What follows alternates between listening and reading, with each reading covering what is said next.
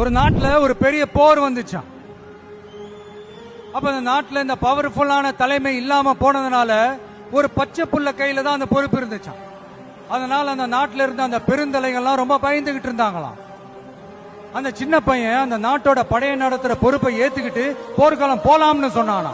அப்ப அந்த பெருந்தலைகள்லாம், எப்பா நீயே சின்ன பையன், இது பெரிய போர்க்களம்பா, அங்க பவர்ஃபுல்லான நிறைய எதிரிகள்லாம் இருப்பாங்கப்பா, களத்துல அவங்க சந்திக்கிறதெல்லாம் சாதாரணமான விஷயம் இல்லப்பா, சொன்னா கேளுப்பா, இது விளையாட்டு இல்ல, நீ பாட்டுக்கு குடுகுடுன்னு ஓடி விளையாடிட்டு திரும்ப குடுகுடுன்னு வீட்டுக்கு ஓடி வர்றதுக்கு, போர்னா படையை நடத்தணும், அதை விட முக்கியம் அத்தனை எதிரிகளையும் சமாளிச்சு போர்ல தாக்கு பிடிக்கணும், அதுக்கு மேல முக்கியம் அந்த போர்ல ஜெயிக்கணும், உனக்கு யாரோ கூட்டோ துணையோ இல்லாம நீ எப்படிப்பா அந்த போரை நடத்துவ, எப்படி ஜெயிப்ப அப்படின்னு எல்லா பெருந்தலைகளையும் கேட்டப்போ எந்த பதிலும் சொல்லாம போருக்கு தனியா தன் படையோட போன அந்த பாண்டிய வம்சத்தை சேர்ந்த அந்த பையன் என்ன செஞ்சான்னு சங்க இலக்கியத்துல ரொம்ப நல்லா தெளிவா சொல்லியிருக்காங்க.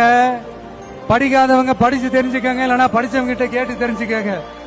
ஆனா கெட்ட பையன் சார் அந்த சின்ன பையன்